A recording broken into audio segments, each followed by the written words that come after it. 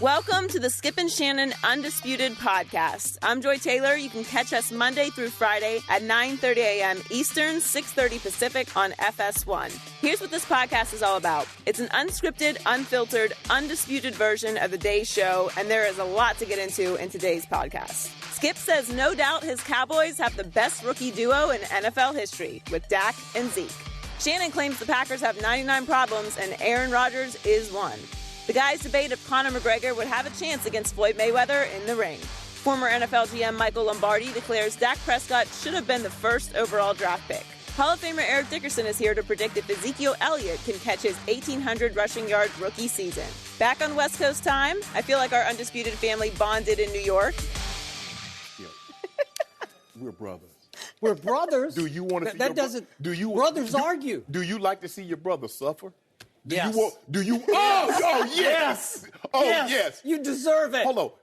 Are you going to tell the story about Wednesday, how we got delayed in the airport at security? Because why? What did you have in your bag? Who waited for you? Who waited for you? He waited for me. I forgot a Diet Mountain Dew was in my bag. He's trying to take... I did it. Get a Diet Mountain Dew through security? I didn't try. I forgot. But you know what? I'm here for you, Skip, because I know you would do the same for me. Now, in my greatest moment of agony. Yes, agony. And you want to rub it in. Okay. Yes. I see how we do. Yeah. Okay. Just give me one day. Mm-hmm. One day, and then we'll let it simmer out through the week. No, you've had 2 months of glory. How about them Cowboys?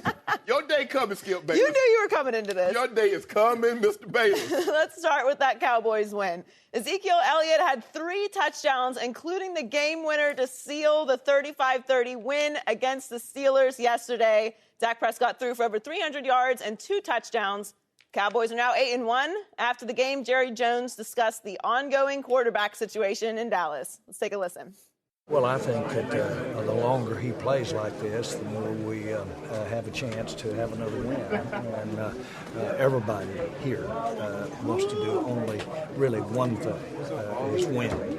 And there's nobody that would introduce any other issue or any other consideration other than do whatever it takes to win the game. So today, to be able to come out of here with a win doesn't just obliterates any thought about any of the issues that you might have as to who's out on the field. This was a team win. I just think that he's evolving and actually performing at a level that is very inordinate. This 8 wins is inordinate for our team, and so everybody recognizes that. Jerry also said, quote, Dak's got a hot hand, and we're going to go with it. Skip, you were nervous about this game. I was. But you picked with your heart. You picked Dallas. I did. I picked Dak Prescott. You did. So the floor is yours. I'm going to get to how Jerry Jones ruined my night after the game in just a moment. I'll talk about that. I'm sure you will have a lot to say about that. But Shannon Sharp, my brother across from me, I must say, just when I thought I had seen everything, that happened yesterday in your hometown of Pittsburgh, Pennsylvania. Just when I thought a rookie 4th-round quarterback out of Mississippi State couldn't play a whole lot better than he had through the first 8 games, he played a whole lot better in the second half.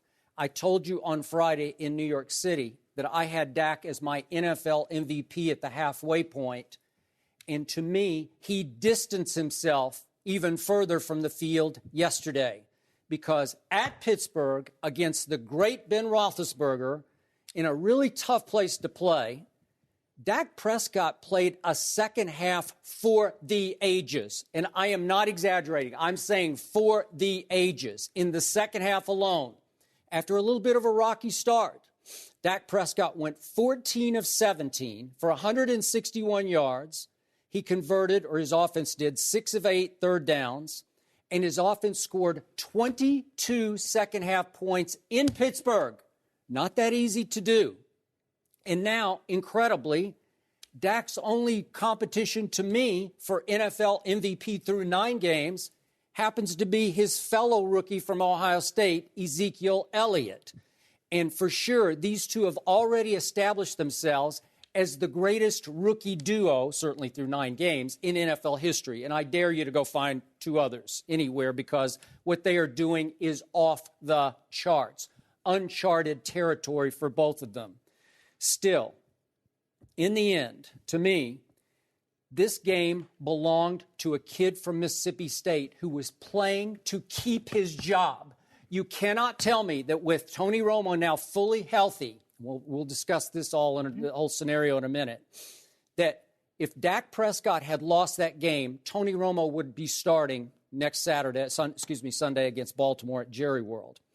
So yesterday, to me, Dak Prescott not only beat Ben Roethlisberger, he also beat Tony Romo during that second half. And Jerry.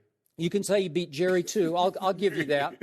Because it looked for all the world after my defense had completely collapsed against Ben Roethlisberger and he had gone boom, boom, boom, 5 plays, 75 yards for what looked like was the winning score. 42 seconds remained, and I'm going to tell you from my heart, I'm sure a lot of people wrote off the Dallas Cowboys at that point. Again, I was afraid to tweet about it at that moment because I didn't want to jinx it, but from my heart, I'm just telling you, man to man, I gave Dak a real shot to go down and score. 42 seconds left against a defense that was blitzing his brains out, just coming after him like he was a fourth-round rookie for most of the day, and sometimes he looked like it. And he goes 75 yards in 5 plays the other way. He goes 10 yards to little measly Beasley, and he goes 15 more yards to Jason Witten, which was a heck of a throw. Then he goes 5 yards with a face mask to Jason Witten.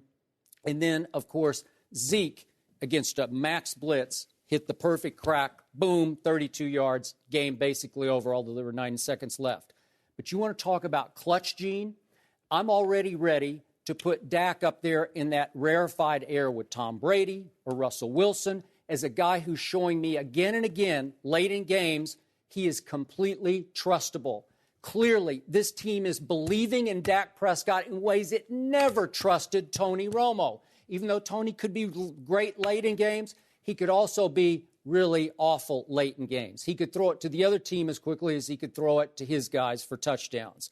So in the end, Dak Prescott had to overcome a defense that got shelled by Ben Roethlisberger. 448 yards, 30 first downs, 30 points. If you told me that on Friday, as I was making my prediction, if you'd say, well, they're going to give up 30 first downs and 30 points, 448 yards, I'd say, kid just doesn't have a chance. He's not that good. Yeah, he was that good. He was that great. And now my question is to you, are you finally sold on my Dallas Cowboys?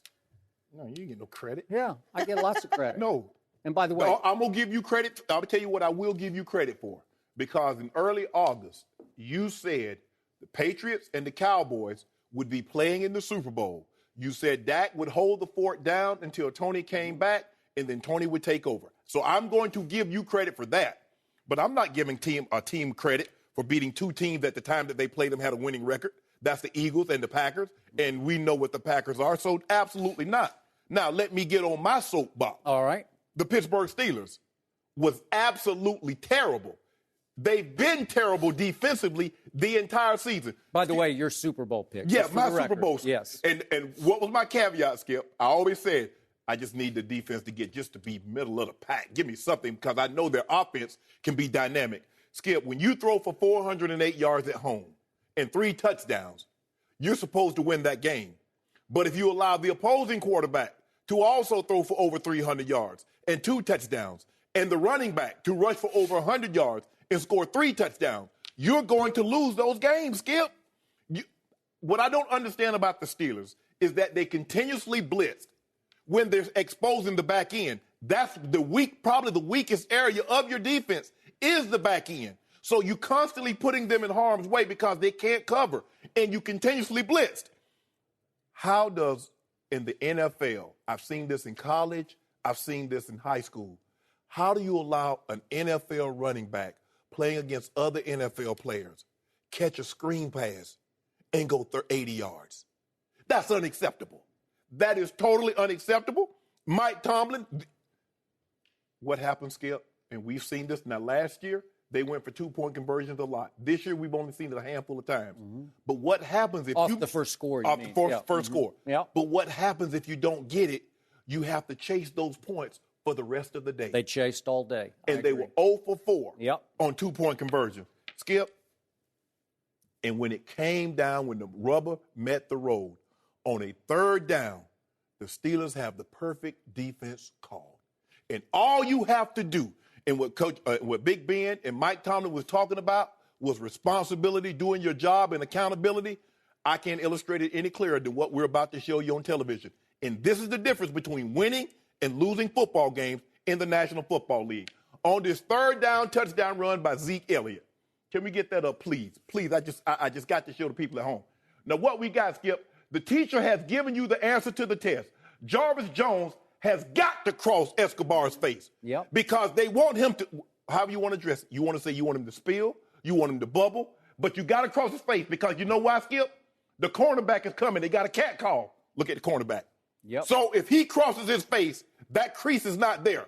Ezekiel Elliott will have to bubble or spill the play right into the cornerback that's blitzing. Look at this, Skip. Now, the corner can't go right now because what if Dak fakes it and throws it to dead? See, the safety was coming over just in case it was a pass. Jarvis Jones, not only you didn't do your job, Skip, they cheated it. They told him to line up inside shade of Escobar to get across his face. They did. So now all you have to do is do your job. They line you up in an inside shade. When I played early in my career, we called that Indian or bullets because the guy's inside shade, you know he's going to cross your face. The best you could hope for is that you hope Escobar washes you down, that hold is closed, Zeke bounces the ball right into the corner. Now you're going to ask the most clutch kicker, as you say, to come on and have to kick a field goal. Which he would have, but that's okay. We'll never know. Yep. Because the guy hits his head on the goalpost because one guy did not do his responsibility. And at some point in time, what we've sat up here and done since I've been on this show with you, Skip Bayless, when a team struggles and the head coach side of the football, which he's known for, is struggling, we hold him accountable. Mike Tomlin is a defensive coach. Hot seat for Mike Tomlin? It should be. Woo. He fired. Here we go. 2 years ago, he fired Dick LeBeau because Dick LeBeau couldn't get it done. Yep. Now, you tell me how Keith Butler still remains the head defensive coordinator with this unit. I figure Mike Tomlin's the defensive coordinator of this unit. Well, he should be held more accountable. Okay. So if that's the case, you throw for 400-plus yards, 3 touchdowns, and you give up 35 points, that's unacceptable. So, no, I am not giving the Dallas Cowboys credit. They won. Zeke and Dak, they look like the real deal. Can I go to Jerry Jones right quick? I'll let you go. You go ahead. I'm going to follow you up. I'm going to let you have this. This is your Thank day. you. This is my your quick moment. thought on the play in question, and you beautifully diagrammed for us what happened and didn't happen on that play. Yes. When you're hot, you're hot. When you're riding the momentum of unity and chemistry that Dak created from day one back in the preseason, then sometimes you get a little lucky in crucial moments because you believe good things are going to happen to you. That play in question could have been called to the right instead of the left. And if it goes to the right, I think he hits a brick wall and I think he goes nowhere. Mm-hmm. But he hit a crease that was left open by Jarvis Jones. Mm-hmm. It was just he happened to hit the right place at the perfectly right time. Am I right about that? Absolutely and right. Nobody was left behind him. No. So once you hit the crease, and we see it happen against blitzes all the time, when you don't play your lanes, when you get out of especially on short yardage. On short yardage. Yes. Then Zeke didn't do anything real special except he can just fly. He just exploded. He hit the hole as hard as he could hit it, and nobody was home, and he hit his head on the goalpost, as you said. So sometimes when you're rolling, when you believe in your quarterback, these things start happening, and they keep happening, which brings me, if I can now, to my man Jerry Jones. Know him well. Participated in 3 books that I wrote in Dallas, Texas. Oh, Jerry. Come on, Jerry. Do you, Jerry? I need you, Jerry. I'm needing you more than ever now. Last night, I was outraged to the point of being sickened and saddened by what Jerry Jones said to the beat reporters and the media people in the locker room. I tweeted immediately after the game, now is the time for Jerry to step up and take charge of this situation and declare the competition over. He should have declared after this game, it's Dak Prescott's job with no strings attached, no caveats, no short leash through the end of the year. Tony Romo will be our backup quarterback going forward starting next Sunday. Yep. But instead, he said, and I quote, we're going to let this decision make itself. Dak's got a hot hand, and we're going to go with it. if I may add, for one more game. That's basically what he's saying. That's what he's saying. And hot hand, a hot hand is 2 games worth. To me, that's where you just get hot for a couple of games. Dak Prescott has had a hot hand since his first preseason game. He showed a hot hand in 3 preseason games and now 9 regular season games. That no longer qualifies as a hot hand. That qualifies as the real deal. I'm going to say it again. This team is playing consistently dominating in ways behind Dak that it never played with Tony Romo at the helm. And Jerry went on to say, the longer that Dak plays like this, the more we have a chance to have another win. Like he's just counting, he's just marking off the wins. One more win. So once again, here's my bottom line. Dak Prescott, again, against now the first place Baltimore Ravens in that division, as they come to Jerry World, is playing for his job. And it makes me sick at my stomach that a kid with so much pressure on him to begin with now has Tony Romo ready to suit up. Remember, he didn't suit up yesterday, but may I throw one other caveat in here? Multiple reports had Tony Romo going with Jerry Jones on Saturday. Remember, he wasn't going to dress anyway, to watch Jerry's grandson play in a high school football game. So my leap here is I'm pretty sure that Tony went with Jerry to the football game on Saturday afternoon. The charter probably left at maybe 11, like late morning. Yeah. Is that about right? Yep. That's because I used to ride the charter. And we used to leave at 11 o'clock. And then I believe Tony Romo flew on Jerry's private plane to Pittsburgh. Again, not dressing, so I'm okay with that. But that's how close they are. You call him Tony Romo Jones. Okay, so he went with grandfather Jerry to watch, the grandkid play football. You watched his nephew play. You watched his nephew. You could make that leap. And that's horrifying to me that they are that close. Now, Stephen Jones says that Tony has made it clear to him, I'll be okay being the backup quarterback. Multiple other reports say he's having a tough time with this, and trust me, he has expressed his tough time to Jerry Jones. So it's one more game, one game at a time for Dak Prescott, who's only gotten the Dallas Cowboys to 8-1. So I'm going to sum this up with last year, as I said on Friday, 1-11 without Romo. This year, 8-1 without Romo. What's the difference? Obviously, Ezekiel Elliott. But mostly, it's because of the quarterback named Dak Prescott, who is being treated as unfairly as any rookie quarterback in the history of this league has been treated. How many times in Tony Romo's career have they won 8 consecutive games? 0. Exactly. This is the first time since 1977, if what they're reporting is to be true. You see, Skip, what's happening here? He says a hot hand. A hot hand is a guy coming off the bench scoring 25 points. But you know he's not going to do that every single night. Yep.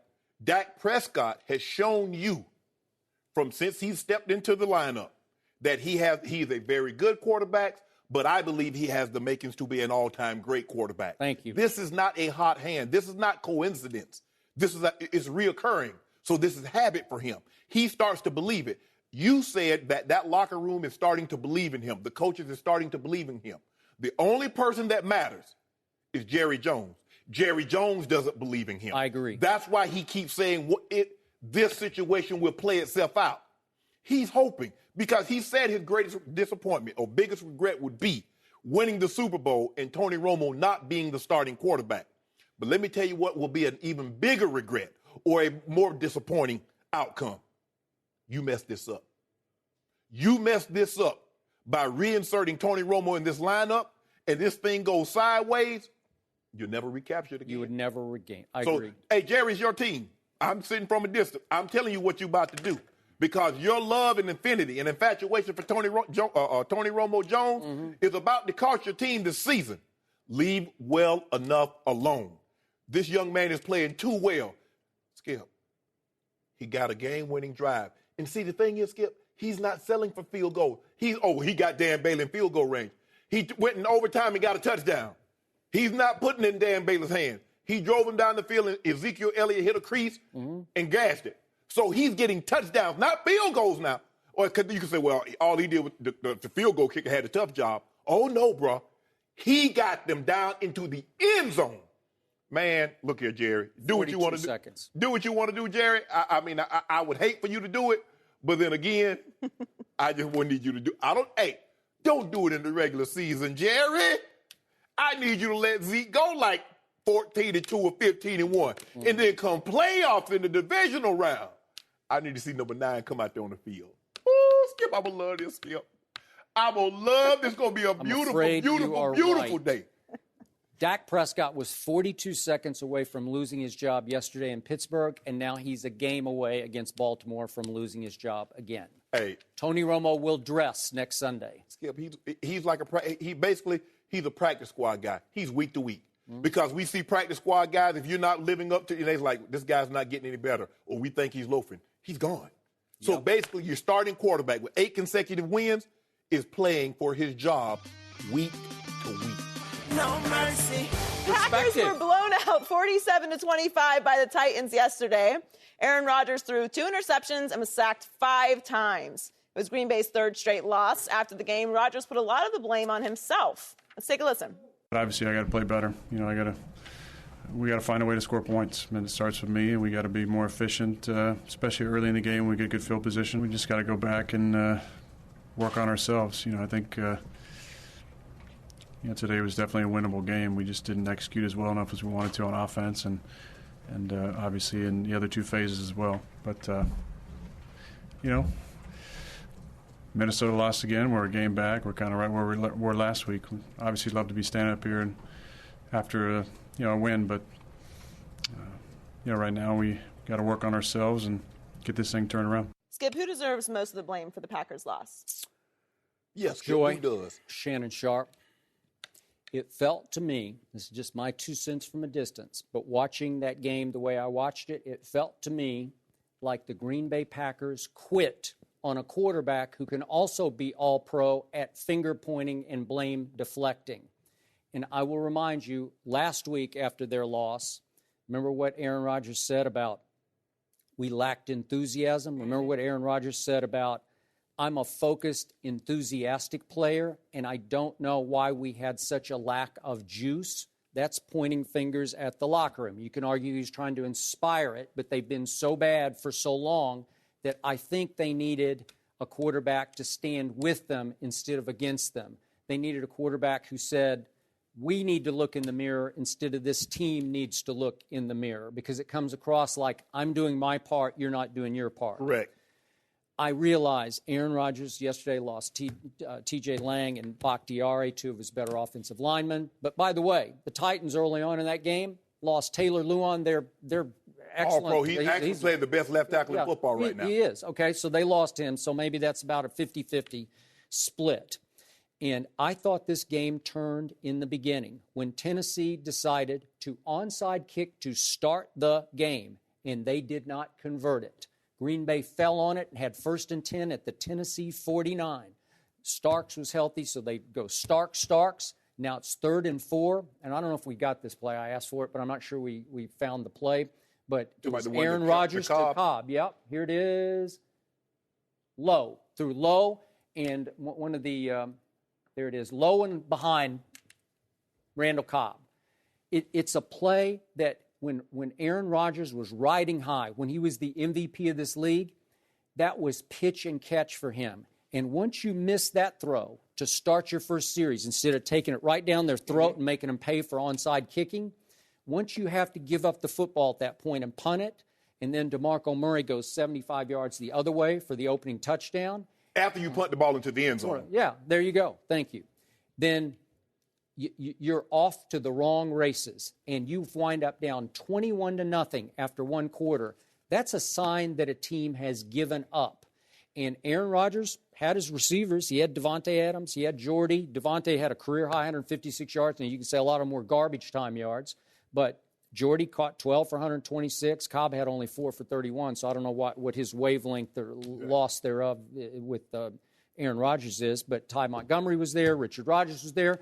They still have enough weapons that they had a chance to get back in that game. They had late chances, and Aaron Rodgers continued to miss big late throws that could have gotten them within 12 in the 4th quarter. And maybe they could have put the pressure back on the home team that hasn't been that good this year. Instead, they got roasted at Tennessee, and it felt like in the big picture to me that team early on just said, you know what, we've had enough playing for this guy, this number 12? Skip, the defense is terrible, and they've been terrible for quite some time. But I'm going to read you a couple of stats. In 2014, Aaron Rodgers was the MVP. The Packers' defense was 15th in total D. In 2016, his defense is 10th in total D. The Tennessee Titans opened the ball game, as you mentioned. Skip, I told you, when I played, I wasn't trying to be disrespectful. I was trying to be openly and blatantly disrespectful. I wanted you to know what I was going to do to you. Skip. I hear it every day on the show. Go ahead. They onside the ball. Yep. And guess what the Packers do? 3 and out. So the Tennessee Titans, their first 3 possessions, 21 points.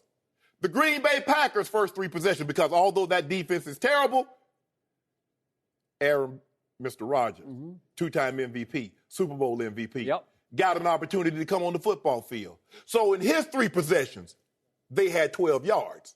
That's not defense. That's not special teams. That's Aaron Rodgers and that offense.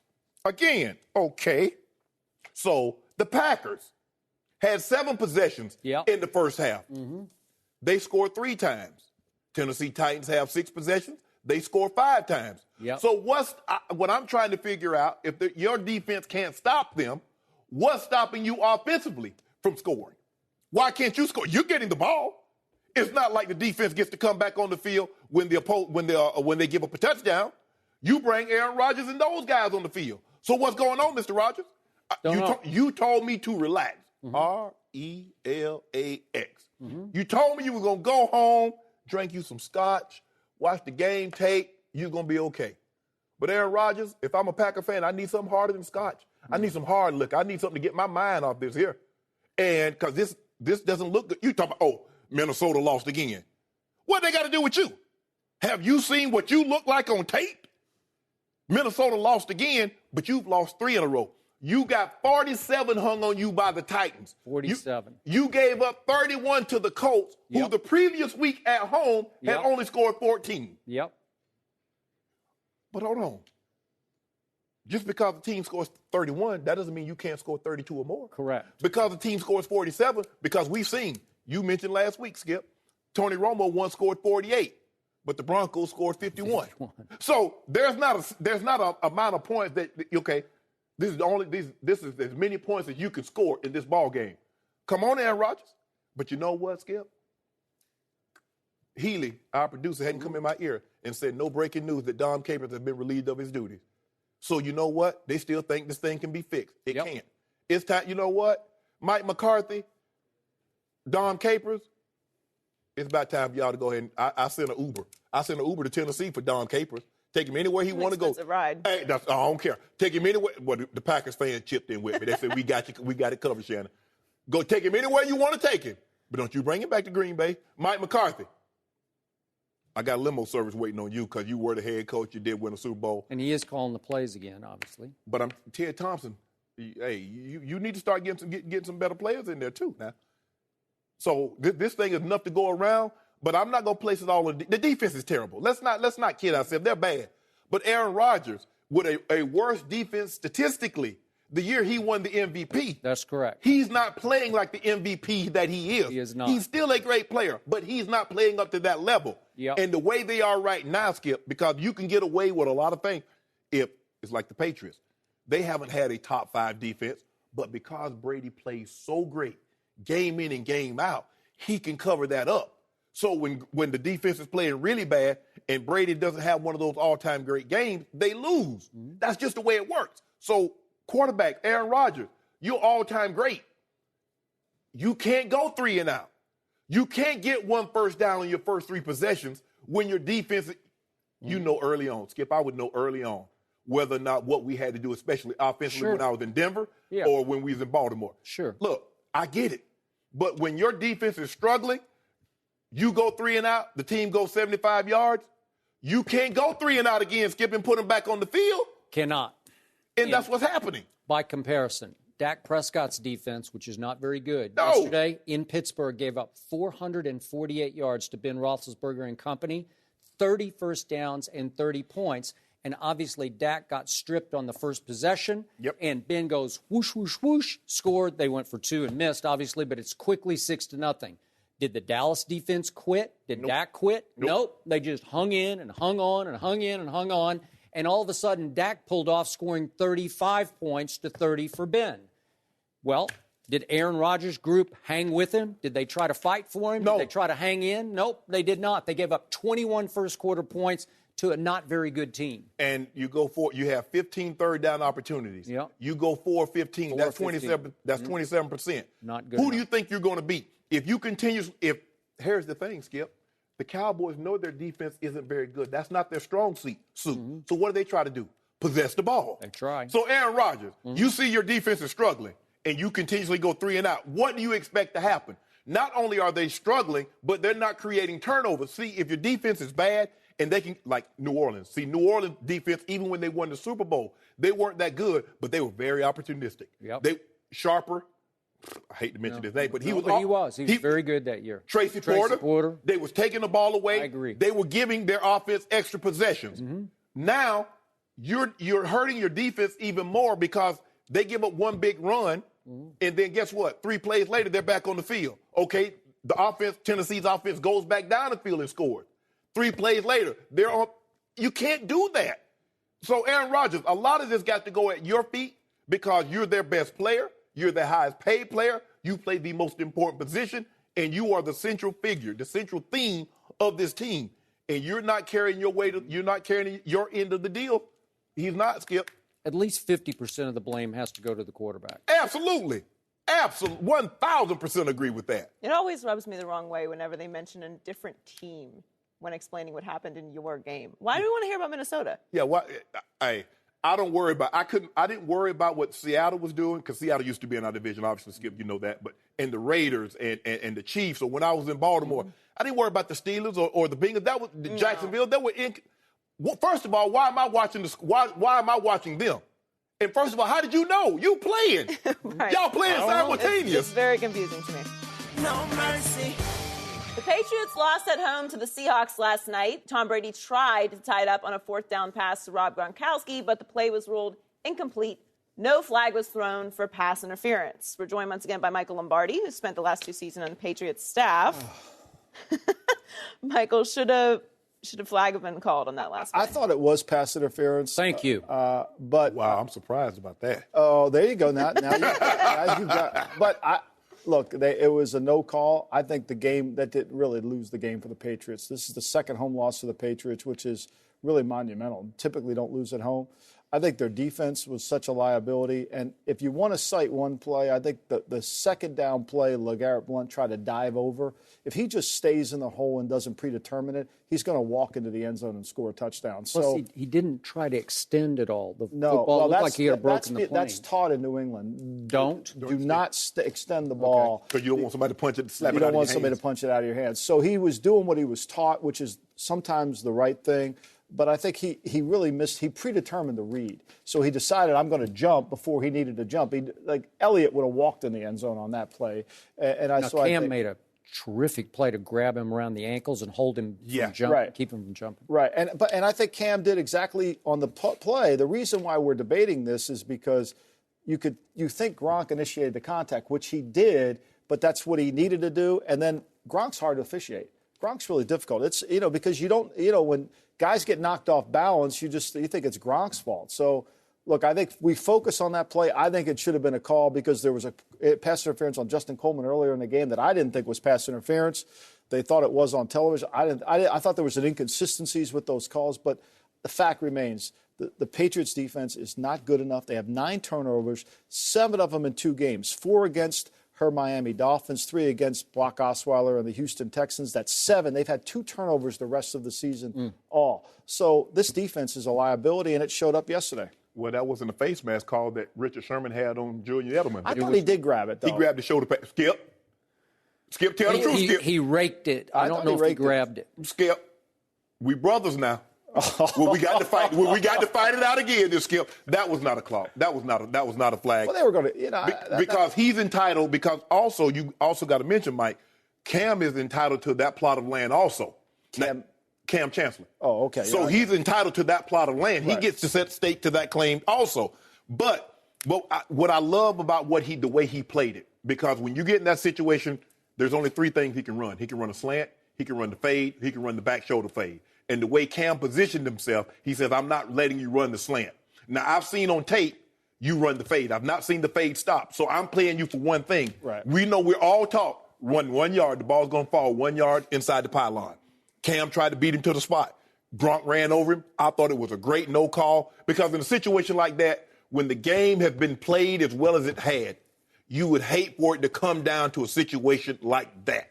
And but now we're back to the old thing. If it's pass interference in the first quarter, it's got to be pass interference on the last play. Well, if that's the case, Tom Brady got his legs raked by Cam. They threw a flag. Cam Newton got his hit by Calais Campbell. They didn't throw nothing. So don't pretend like we don't see everything. Okay, I see everything. That's apples and oranges. No, but I'm just saying. But pass interference. Call it or not call it. It's not a call because he initiated the contact. Okay, he beat him to the point. Okay, here's what happened to me.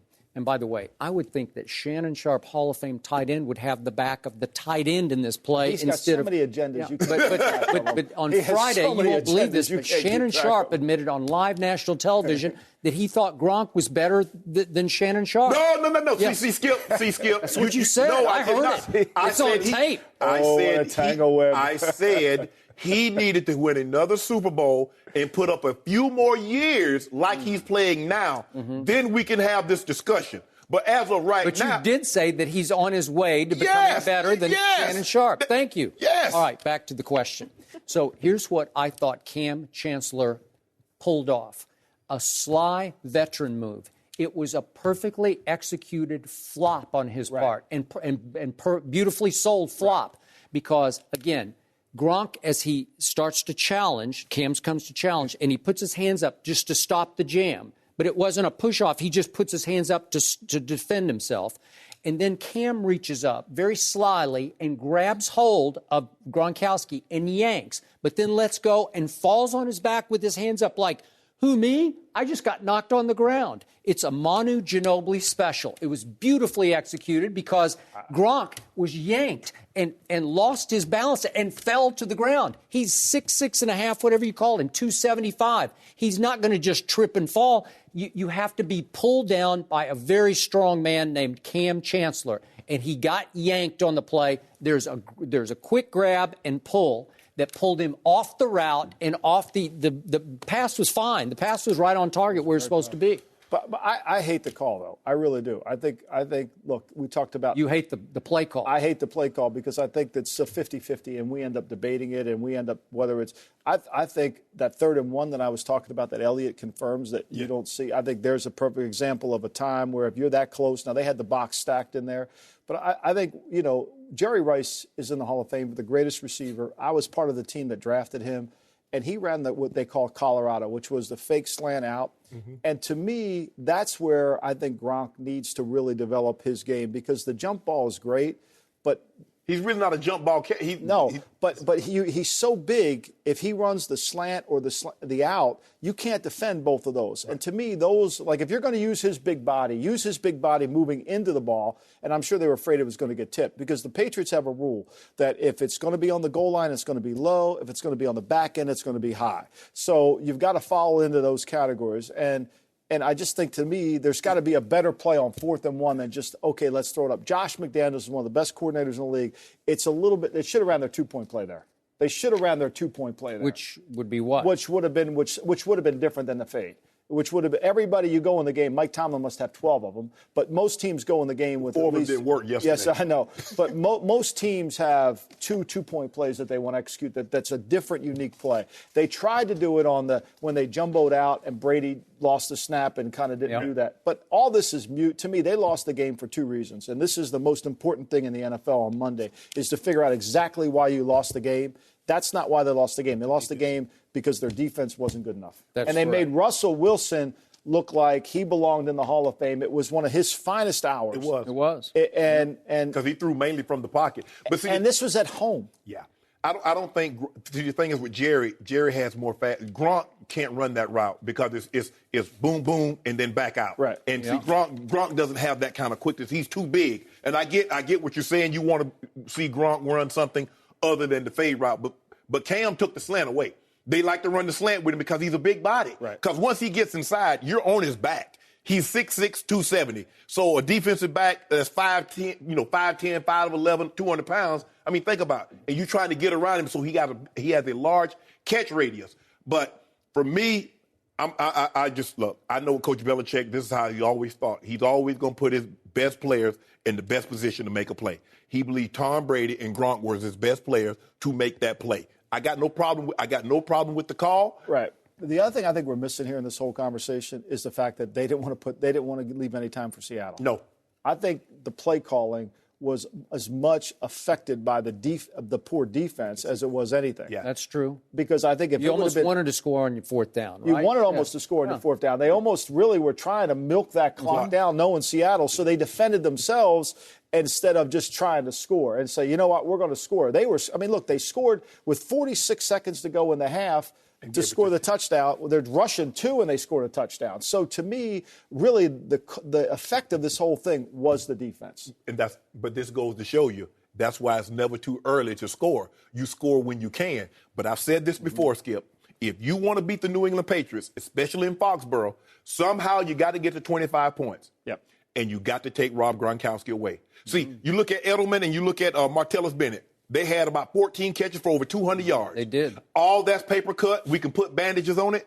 But if you let that big guy, number 87, 6'6", 270, if he'd have had the 7 catches for 100 yards that Martellus Bennett had, they're winning this ball game. But this game, it really wasn't as close as the score. I mean, the Patriots played good in the red zone. Yes. And if they don't do that, they're in the 40s. Yeah. They're in the 40s. So the Patriot defense gave up 420 yards, 96 rushing, which is not all that bad. And that Procise kid just came out of nowhere and just took the game over. Leading receiver, leading rusher. But my point is, we're back to what you and I discussed. How much is this on Bill? Because there's an onus on him, because we know all the reasons. You've been great about enlightening us about why you got rid of Jamie Collins and even Chandler Jones. But now you're down 2 studs, two highly talented players, and all of a sudden you're trying to do it without not a lot of pass rush, right? They got to Russell 3 times, but they didn't really put a lot of heat on the game. No, I think Bill would tell you that this is on him. I think he's got to fix this defense, and I think going into the bye week they thought they could, but I think today is going to be a very sobering day in the offices in Foxborough, and I think that Bill needs to Matt Patricia's the defense coordinator, but I think Bill needs to get more involved with the defense, because I think that right now, and I thought you saw it in the second half, they tried to play some things. They're not a man-to-man team. No. And I think what Procise did yesterday to him and what Seattle did to New England was exactly what New England does to Seattle. Declare where you want to be, and we're going to find the matchup. And whether it's Hightower covering the back or whether it's Roberts covering the back, they're going to exploit it. And I think that's where they did it. And they're not playing the run well. They don't rush the passer. I think the challenge Bill has to use his expertise, because right now it's not working. To your point about how many points they've scored and how bad the defense is, last night's game was only the second time in the last 3 seasons that the Patriots have allowed 30 points in a home game. No mercy.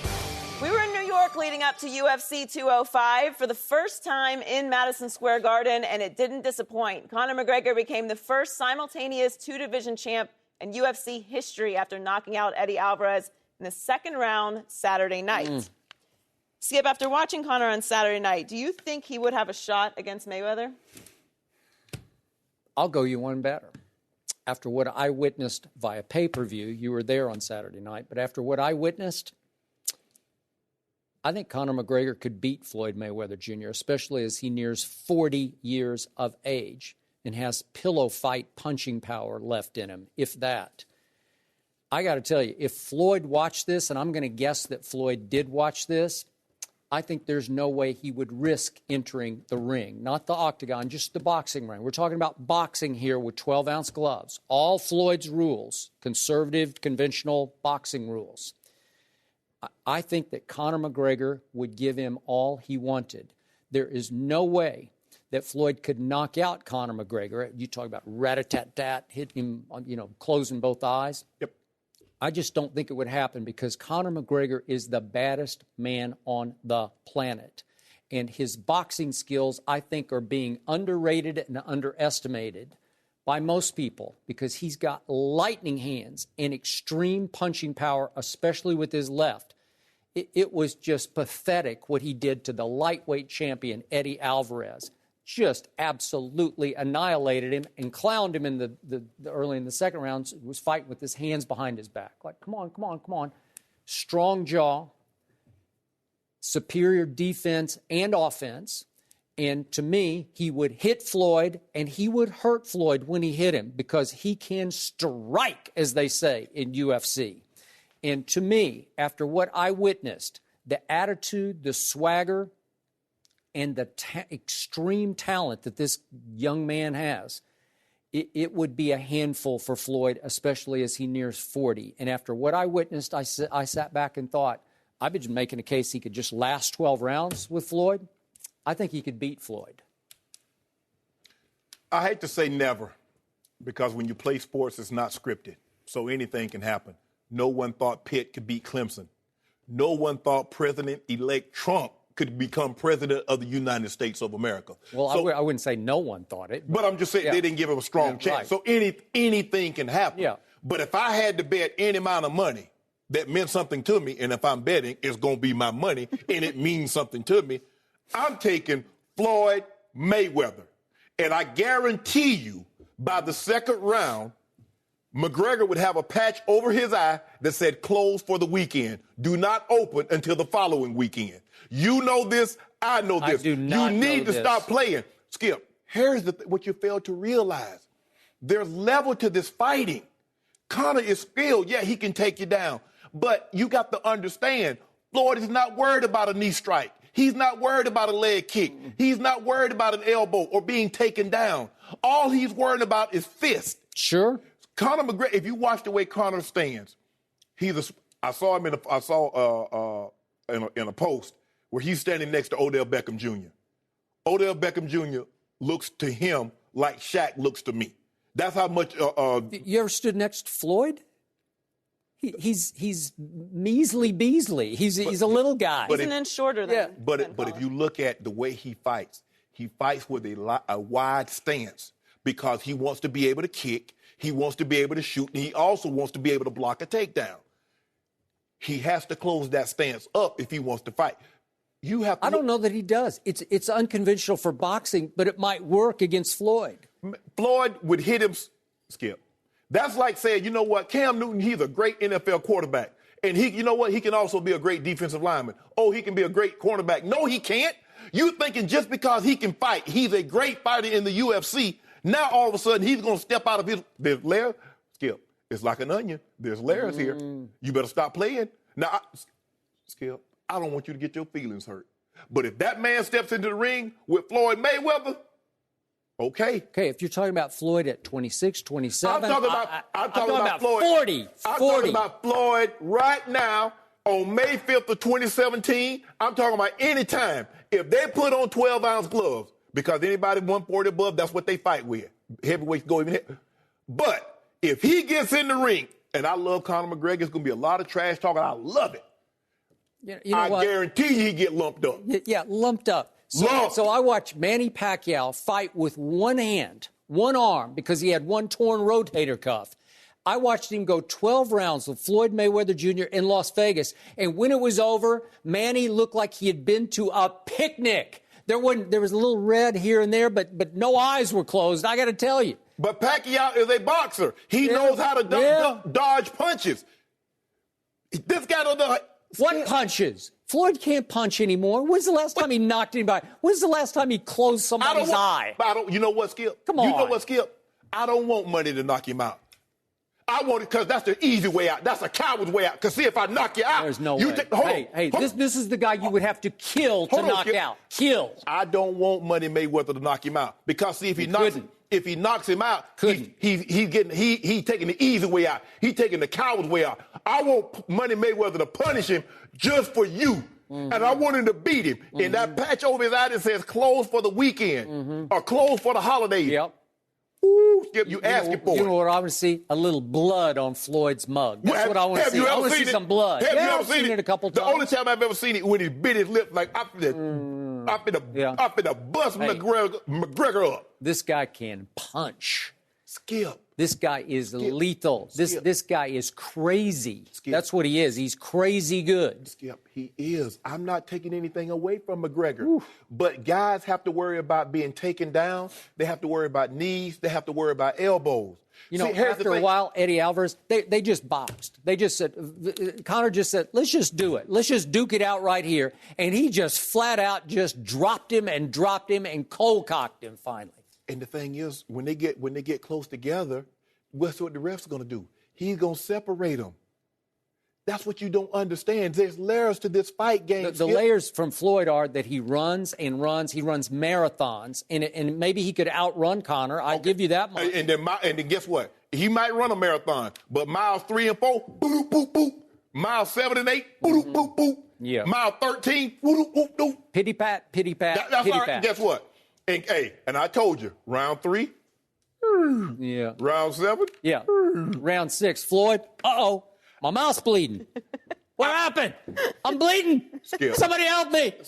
Somebody give me some more money. I need some money. No, Conor does not want to see Money Mayweather because that patch over his eye that says closed for the weekend. Hey, I saw lefts. You know what? I didn't see the lefts because they were such lightning lefts, I couldn't even see them.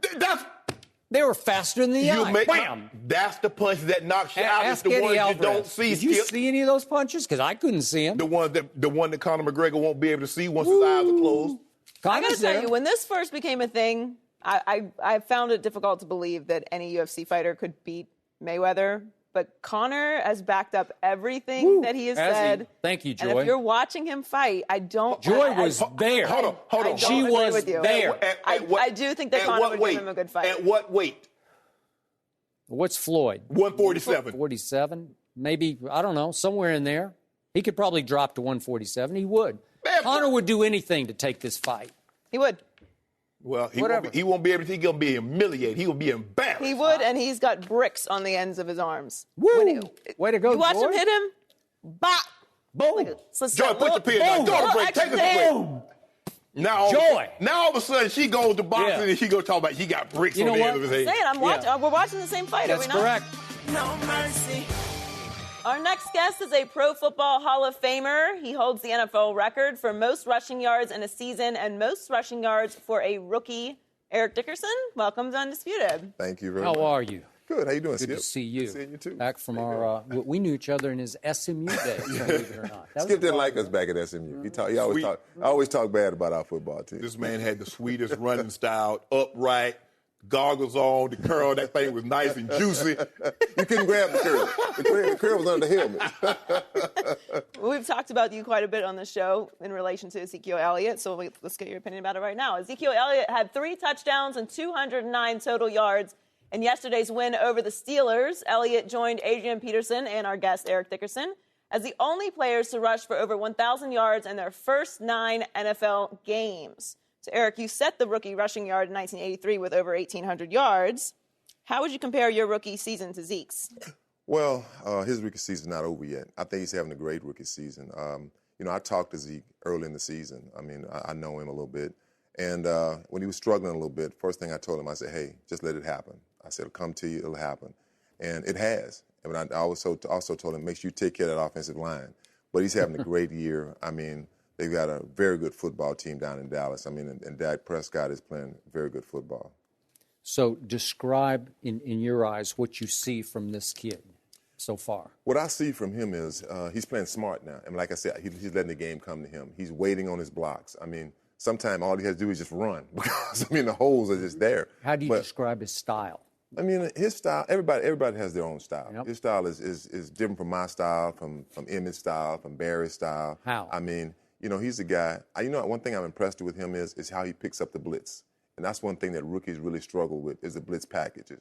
And he's picked them up very good. Running the football, he's running just like he did at Ohio State. You know, he's faster than I thought he was. He's bigger than I thought he was. And he can really follow his blocks very well. He doesn't just like run up behind his guys. He waits and finds the hole.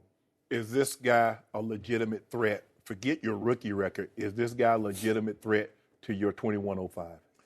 I think any back that has a great offensive line like he has is a threat to that record, you know. And he's a real player. I'm not. Right. You got some guys who, you know, you like hit that record, any record, you know, say it's not just he's not that guy for it, right. But he's that guy. He really is. I mean, and I don't like to call a guy a great player in his first year. Even myself, I didn't say I had a great year, but I'm not a great player yet. You have to earn that, right? And I think he's earning that, you know, with the way he's playing. And most definitely, he's a threat too because that offensive line they have is fantastic. I mean, I have to give, you know, Stephen Jones credit for not taking the popular pick, you know, but taking an offensive lineman, taking the offensive line and putting an offensive line, you know, in front of the quarterback and the running back. So you're saying that was Stephen's choice and not Jerry? You think Stephen overruled Jerry on that one? I think Stephen overruled his dad on that. I really do. I mean, I know Jerry has the final say, but you know they've done a great job of getting picks down. And the offensive line is, you know, the cornerstone of your football team is your offensive line. If you're an offensive unit,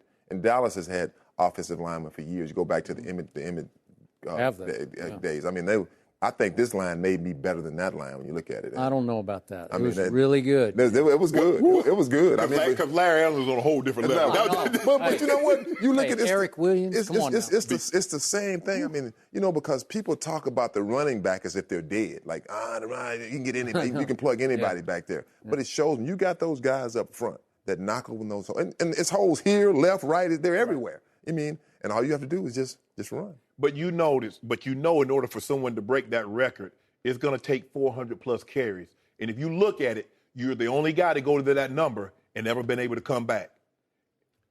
Yeah, I mean, it may not, but you have to get the ball quite a bit. I mean, it's going to take 400 carries. Yeah, we ran the ball. You know, we ran the ball 30 times a game, pretty much. Not 30, sometimes 25 times a game. I mean, that was our makeup. We were a running football team. Right. That was us. The Cowboys have a diversified offense. They can throw the football. They can run the football. They can run trick plays. I mean, because Dak Prescott gives them something that I haven't seen in a long time in the NFL. I mean, maybe since the Randall Cunningham days. Right. I mean, well, you got he can run, he can throw, but this guy is so accurate. I saw him when they played the Rams in the preseason, and I'm like, who is this quarterback? I kept saying, who is this Dak Prescott kid? I mean, he was so accurate. And, I mean, I kept talking about it. So when Tony got hurt, and I'm like, when he came in, I said, we're going to see what he can do.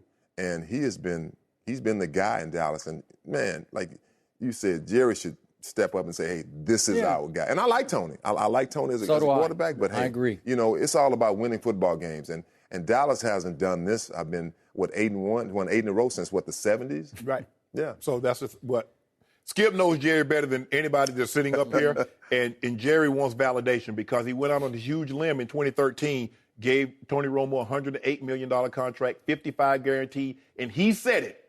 I can win a Super Bowl with this guy as my quarterback. And he said, now think about this, ED. You should never mention winning along with regret and disappointment. Mm-hmm. He said one of my biggest disappointments, one of my greatest regrets would to be winning a Super Bowl and him not be the quarterback.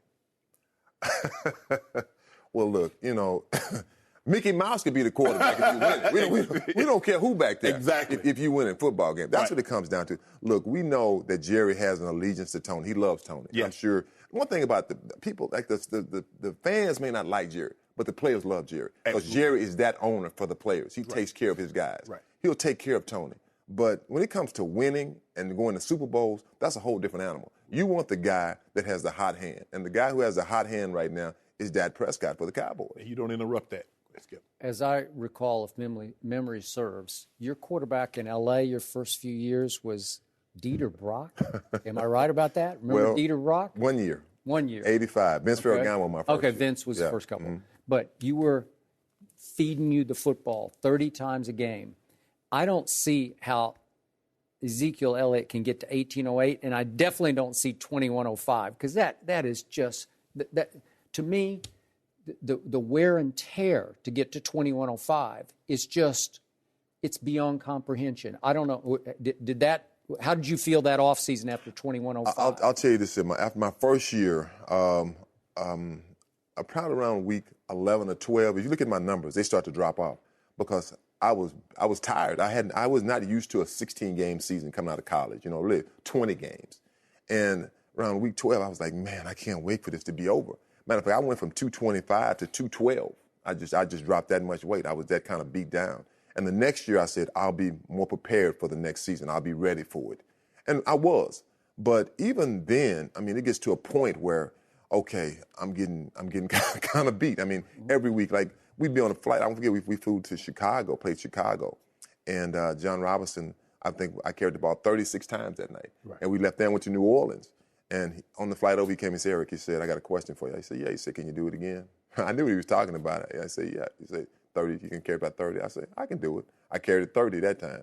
And after a while, it does wear on you. But for a back, back in those days, you wanted to get the ball. I wasn't like the guy like, hey, give me the ball. Right. But you wanted to carry the ball. That, like I say, that was our makeup. We were a running football team. Well, I think I like about the Cowboys, how they do it, is that they don't run Zeke in the ground. Look like when he has they driving me crazy. Right. Yesterday, they're taking him out for a couple of series. They'll put Alfred Morris. They take him out, put Alfred Morris in. But you know what that's doing? That's keeping him fresh. That's not getting him banged up. You don't see the hits. Sometimes you don't even feel them. But later, like in the offseason, week 2, week 3, you feel it. It was times where we played the Browns. They weren't a good football team, but they had a great defense. And I had -6 yards that 2,000-yard season at half. I came out, I had 102. Now I'm 24 years old. And I went out after every game. I'm going out. After that game, I said, man, I've got to go and lay in the tub. I was just that beat up. So, it takes a toll. But here's the question that you have to ask. Is it about breaking the record and getting those carries or being fresh for the playoffs? Because if you get X amount of carries, because I believe in 1998, TD could have broken your record. But in the process, that would have put him probably around 430 carries. He'd have been nothing for the playoffs. And that's the question I think the Cowboys and Zeke will have to ask themselves. Is it more important to get a rookie rushing record or be the NFL all-time single season leader, or to be fresh, healthy for the playoffs so we can make this strong run? Because if he's not the Zeke that we're seeing right now, that changes their entire dynamic moving forward. It's all about winning. Yes. And it's all about having your player fresh. But it's all about the player, too. Right. You know what you can take. Mm-hmm. You know the burden. Like I said, my first year, I wasn't that guy. But the second year, I was that guy. I was in the playoffs. I was ready to go in. We got down to we played the Giants, I think, in the first round. And we did like a lot of teams, like the coaches, they try to outsmart the other. Yeah. We going to fool them. We get on the 1 yard, like the 3-yard line, and I didn't touch the ball. They gave the ball to the fullback 3 times. And I'm like, and we got stuffed. We lost by 3. And in the press conference, John Robinson said we were trying to fool them. But that's football. You make good decisions and bad decisions. But, it just depends on how Zeke feels. And I think the coaches will go to him and say, how are you feeling? How's your body holding up? The trainers will know. No mercy. This is the Skip and Shannon Undisputed podcast, where we're delivering you an unscripted, unfiltered, undisputed version of the biggest topics of the day's show. Be sure to subscribe to the podcast on iTunes, like us on Facebook at Undisputed on FS1, follow on Twitter at Undisputed, and catch us at 9:30 a.m. Eastern, 6:30 Pacific, Monday through Friday on FS1. You can find us on channel 219 on DirecTV, 150 on Dish. Thanks for listening. I'm Joy Taylor. We're back on Tuesday when we're joined by former Patriot defensive back Ty Law. We'll see you tomorrow.